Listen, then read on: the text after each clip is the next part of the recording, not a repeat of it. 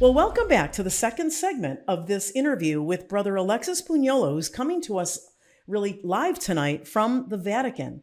And we've been talking about the passing of Pope Benedict the 16th. Brother, thank you so much for being back here. My viewers adore you on the Dr.Jane Ruby Show. They just get so much great information, and they know you're the real deal. So let's talk about some of the issues. We'll talk again about Pope Benedict, his tenure as Pope. I want to start a little bit by talking about the crimes of Bergoglio. Most of us have witnessed his speeches over the last year or two, pushing the shots, being a good puppet for the World Economic Forum, Klaus Schwab, and you've mentioned before that he has been in contact with the Rothschilds. Never a good thing for anyone. It's very telling. So let's talk about Pope Francis's, I call them crimes. Maybe I'm being too harsh. Well, the first thing is the media haven't told you anything about who this man is. Let's start during the Peronist regime in Argentina, he descended to such a low level of morality that he fingered members of his own Society of Jesus, the Jesuits, to the military police, and they were kidnapped and tortured for 6 months. Oh my gosh. He even fingered a group of lay people that weren't doing what he wanted them to do, and they disappeared and were dropped out from planes at 30,000 feet above the Atlantic Ocean. The bodies were never found. This is a man who is a horribly vicious, completely immoral sociopath. And why hasn't the media talked about? The media always wants to talk about Benedict's alleged crimes, right. But Bergoglio has real crimes. There was also a priest in Buenos Aires who had raped numerous handicapped children for more than a decade, and he hid it all. The Argentine government prosecuted this guy and sentenced him to prison for years. And Bergolio did everything to hide it and get this guy out of the country so he couldn't suffer in court. Now, that is just absolutely, see, that's what Pope Francis is. But Pope Benedict kicked out 500 criminals from the priesthood. And in the Catholic Church, when they're kicked out, that's it. You don't come back. You can never be a priest again. You lose your livelihood and stuff. You can't fake being a priest. Because Pope Benedict was a sincere Christian. He believed that Christ founded a religion that would be a place where the weak, the isolated, the suffering, the needy would find welcome, care, support, and protection.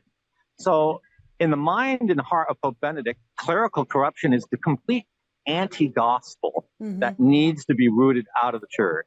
And he said everything he did, including his renunciation, the way he did it was to cleanse the church.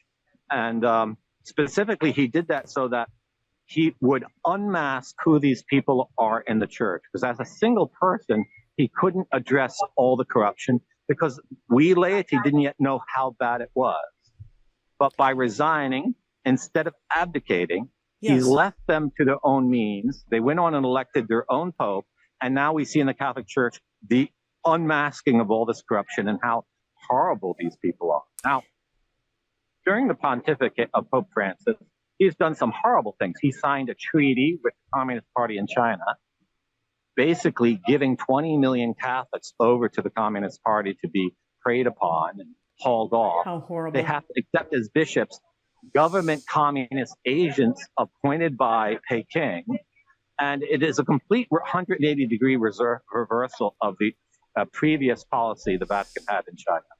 And it's hard for us to understand, but in a country like China, where if you say something from the pulpit like, you should have a big family, you'll never be seen again.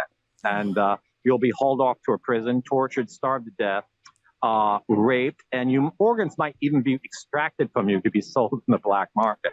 Horrible.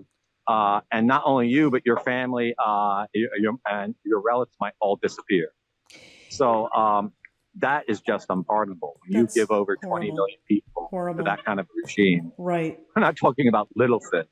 So when it came to the pandemic, it wasn't a surprise to me what he did. Although when he ordered all the churches in Christendom to be closed, then I knew that this man is not just crooked and corrupt. He is really satanic. He is extremely evil. Yes, he Never is. Yes, in and the he's part of history, it. Yep. never in the history of Christianity have we not celebrated Easter, except under the pontificate of Bergolio during the scamdemic. And that is a complete contradiction to our entire faith. Terrible. Terrible, brother. And how he got all the clergy to go along with it is unbelievable. I don't know. I'm still wondering how it does. But what I think is there's a lot of pressure being put on members of the Catholic Church around the entire world through governments because the church has a lot of social welfare programs that are funded by government. Yeah. And under the threat of losing that money, they're being told to do things. Yeah. So now you hear homilies about taking the vaccine. Oh my God, that's just absurd. I want to point out, I'm sure the audience is watching it as we're talking to you.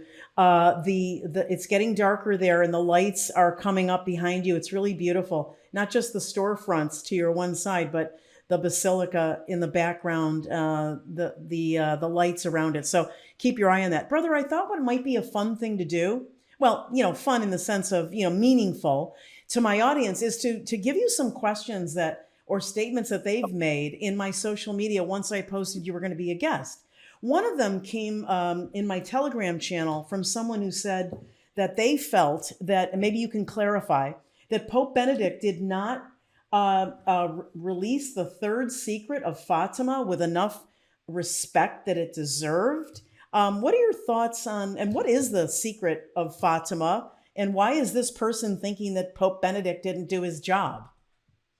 Okay, so in 1917, three little shepherd children in Portugal in a little village called Fatima, which is now actually a big city and center of pilgrimage, told the world that they had seen the mother of Jesus Christ descend from heaven, and she made certain requests that would be for the restoration of the Christian faith, lived as a faith experience daily. And they were given three secrets. And that is three messages that were supposed to be for the Holy Father or for the world. The third one was supposed to be for the Holy Father, and it was supposed to have been published in 1960.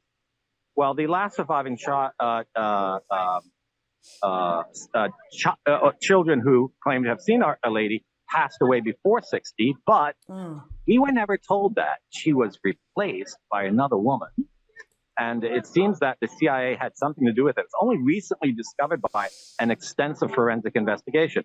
Well, that's only come out now in the last year or so. So in the year 2000, John Paul II wanted the third secret revealed. And he called together a college of cardinals. And the Masons, the globalists in the church don't want that message revealed because evidently it was somehow indicating their plot and how the church shouldn't go along with it.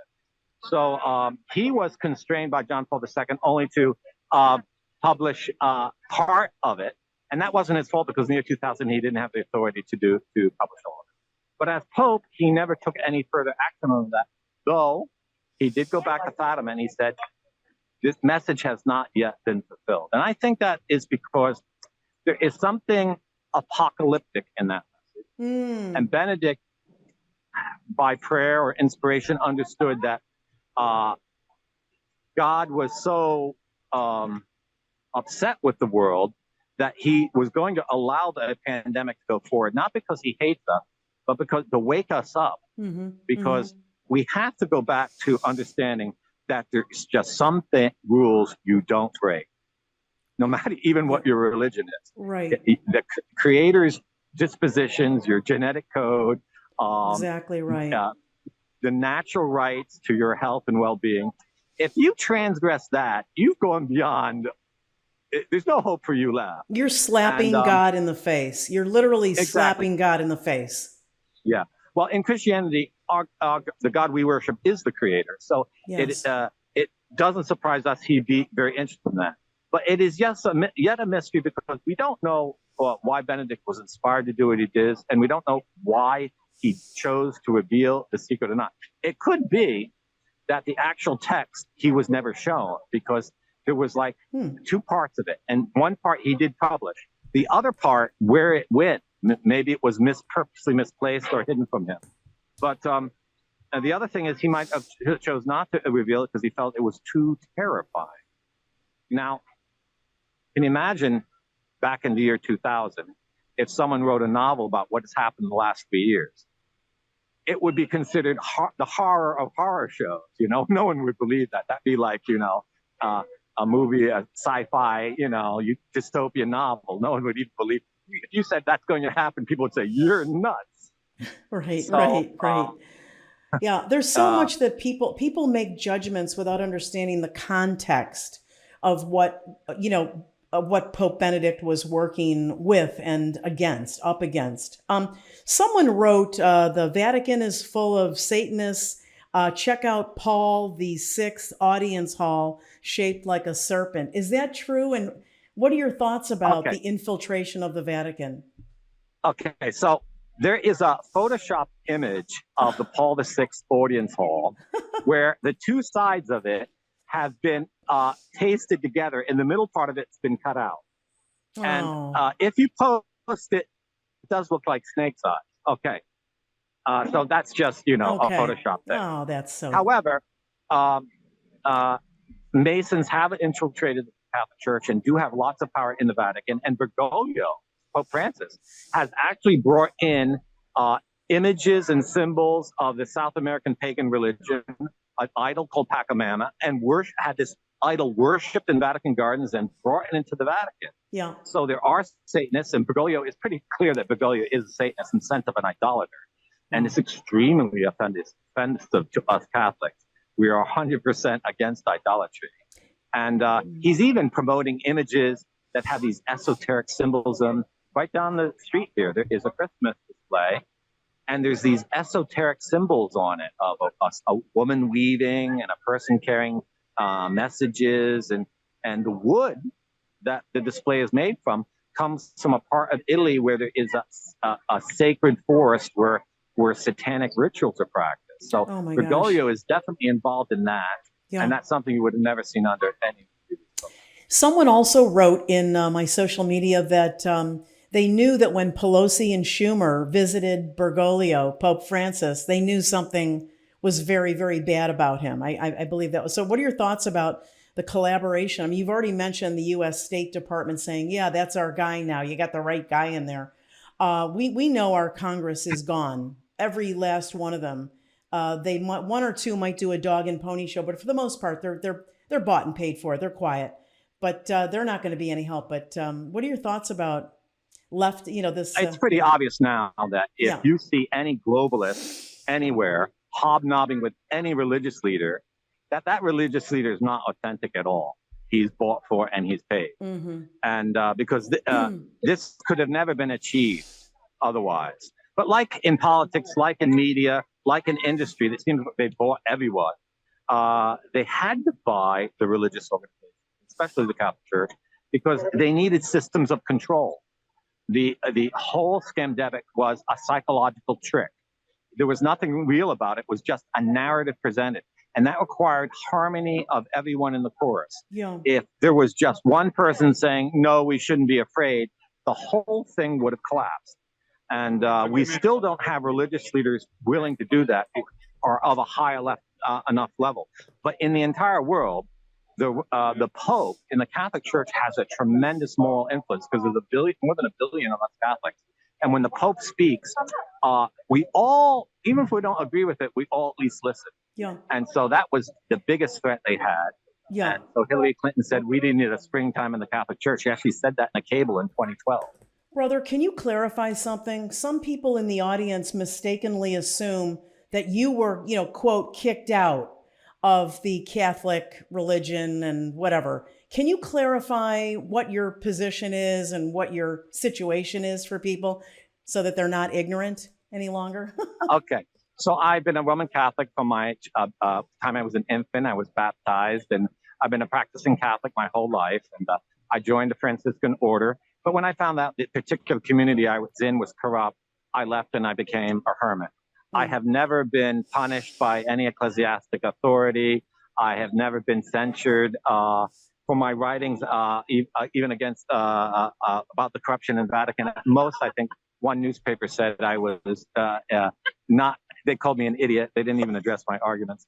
But no, I haven't been kicked out of the Catholic Church. I'm not a priest, so I'm not under the level of control where they really can do anything about me. I'm free to go where I want to and live where I want to. So that's one of the blessings the Lord's given me. I haven't been attacked. I get much more a conflict from police who tell me to put on a mask or things like that. Well, you've paid a price for your truth telling, for your warnings, for all the good work that you've done. You know, we've talked about that. People can look at your other two interviews with me on the Dr. Jane Ruby show, because you've explained how you've been harassed going into other, churches and basilicas. I wanted to share with you something so that we can kind of end on a loving note. There's someone who wrote in my Telegram channel, "I'm Catholic, and it's a very sorrowful day for us. Pope Benedict tried to keep the faith traditional, not modern. Certain people in the Vatican wanted him dead years ago, which is why he resigned." This is what this person writes. Dr. Taylor Marsh's book, Infiltration, has everything lined out. And Francis is not the first pope to be installed by us. Please keep Pope Benedict the 16th in your prayers. Requiescat in pace. I probably didn't say that correctly, but I would say that this commenter is very much up to date on what's going on. It's true that even before Benedict died, they wanted to bury him. And now that he is died, they are dancing a victory round. But as Pope Benedict often reminds us, God wins out in the end, and his friends share in that victory. So he is on display now here in the Vatican. All these crowds are here to visit him. He's lying in state, and today and tomorrow will be the official time where anyone can come and visit. And it's a very beautiful, moving moment. Have you been in there, brother? Brother, have you been in there yet? Yes, I did, and I published my visit today from Rome. And if you want to copy any of that video, go right ahead. Yes, we will. And go ahead. All the people, Catholics in the world that would have wanted to go and can't get there, but they think they've won and that they're going to bury this man. But now will come the vengeance of Jesus Christ, because when you touch his vicar on earth, he's going to respond. So Benedict has won. Benedict has saved the church because he's pointed the way to true reform. And now every cardinal, every future pope is going to have to reckon with that and compare what is being proposed to how Benedict handled it. So you do have hope that the world will survive this, and the church, the Catholic Church and the Vatican could be reformed at some point. So the Catholic Church is the first Christian church. We are the church where Pentecost took place and the Holy Spirit came down. And we have seen through our nearly 2,000-year history that when it comes the darkest hour, then God intervenes. So yes, the Catholic Church will survive this. And as a matter of fact, now that Pope Benedict, who was the true Pope, is dead, there has to be an election of his successor within 21 days. That's when the cardinals have their window of time by law they can act. And if they don't act, then the Catholic faithful of the Church of Rome here in Italy can elect Benedict's successor. And then that would begin the real battle, because you will see that the successor of Pope Benedict is going to be an ardent anti-globalist. And he's going to rally to him the Catholics of the world in a way that it's hard to explain and people won't believe it. But you will see now a so-called resurrection of the Catholic Church is going to amaze people. And in this way, Christ will be giving a message of hope to the whole world and Christians and believers everywhere. And brother, not that I doubt, the Lord's word. And I just want to say, I want to ask you though, where the Vatican is under such corruption, if Pope Benedict couldn't survive the threats and the possible murder, how will this, and who's going to have the authority to elect Benedict's successor, and how will that person be able to do that surrounded by? Well, it has to do with the blessing of Christ. So Christ said to Simon Peter, "I have prayed for you that your faith may never fail. And when you are converted, strengthen your brothers." So the hand of God will bless the undertakings of his vicar on earth, and with his divine providence, open doors for true reform. And how that will happen, we don't know. But it's because we can't imagine all the ways God can solve the problem. God has sometimes solved the problem by converting the worst enemy. St. Paul the Apostle was the first worst enemy we ever had. He went on to be a great preacher of the Christian faith. So I can't say how it will happen, but I know it will. So it's a miracle. It's a miracle that's coming, literally from the Lord. A miracle in the next month. Yes, we will have a successor, Pope Benedict, in the next month, and this is why I founded From Rome 3 years ago, because I know with the death of Benedict there would be something really great happening in the church.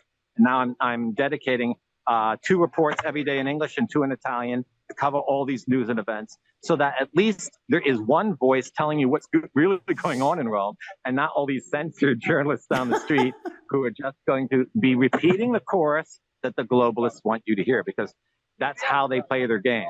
They just all agree together, and they never admit any kind of criticism. And if you ask a question, they just change the narrative. You know, it's. I want to thank you again for everything you do. People can go to the website, your website, fromrome.info. How can they help, brother? How can they support you? Well, I have a little page there if they want to send monetary support. That will help me, because this next month I have a lot higher expenses doing everything here in the city, and I hope to grow from Rome. I'm nowhere near the media expert or Stu Peters and his channel, or you, Jane Ruby.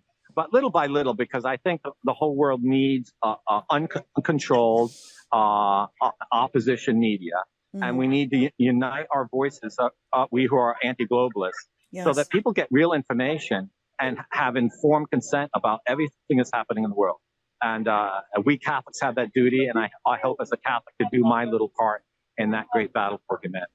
Brother Alexis, it's so beautiful behind you. Before we say goodnight to you, just look at the lights down the road there. Really beautiful. Thank you for coming to us live from Rome tonight, and to show us the lights, and that, you know, that God does win, and that he is still in charge of everything in the world. There's still a tremendous amount of beauty, you know, if we just pay attention to it. So stay safe over there. You know, it could be a little crazy. It's been a pleasure and honor, Dr. Ruby, and I hope that you will want to do another program in a few days or a few weeks as news develops. I think it's going to be really of great interest to everyone. Absolutely. You've got my word. We're going to do that. And you let me know when the time is right. I know we'll stay in touch. And I want the viewers to know we will do that very, very soon, because they're going to ask if you can come back. And we've got to update everything that's happening right now. Thank you, Brother Alexis. Talk to you soon. You're welcome. Thanks for being on the show again. Have a good night. What a beautiful scene from Rome. Just unbelievable. And the lights and everything, how it transitioned during our interview. And Brother Alexis doesn't probably know this yet, but when he sees the video, he's going to see this beautiful beam of light that eventually grew and was next to him. I kind of see that because I'm standing under a light over here. Yep. So yeah, here is Italy is very beautiful because the wealthy people in the past didn't believe money was the big thing. They thought ostentation was, so they all tried to show their family name, and they ended up creating some really great, beautiful artistic monuments. Thank you, brother. This is what we lack in the United States culture. Thank you so much for being with us. That's thank you, Dr. Ruby. You stand by, brother, and I'm just going to close out the show, and I'll be right back with a quick message. Don't go anywhere. It's been wonderful. Take care. In a recent interview, Army veteran and physician Dr. Mark Rosenberg revealed, quote, "Most people take vitamin D or zinc for immunity, and that's good. But I've got my patients on something much more potent." Dr. Rosenberg says that a strong immune system is the master switch for our energy, clarity, and mobility. He's a specialist in immunity support. His number one suggestion for supporting your immunity this winter is BioShield MD with 7 potent flavonoids for immune support, increased energy levels, improved mental clarity, and to help you experience joint comfort. I urge you to go to biomd.com/Jane and check out BioShield MD for you and your family. I started using BioShield MD myself and noticed a difference. So go to biomd.com/Jane now. Thank you again for watching the Dr. Jane Ruby Show. And don't forget to follow me on Telegram at t.me/drjaneruby, Twitter, Getter, Gab, and Truth Social, and subscribe to my Rumble channel at Dr. Jane Ruby. Lastly, if you want to support me in my fight against and defense of Robert Malone's lawsuit against me for my opinions, go to givesendgo.com/protect Dr. Jane. Happy New Year, and see you again on Wednesday.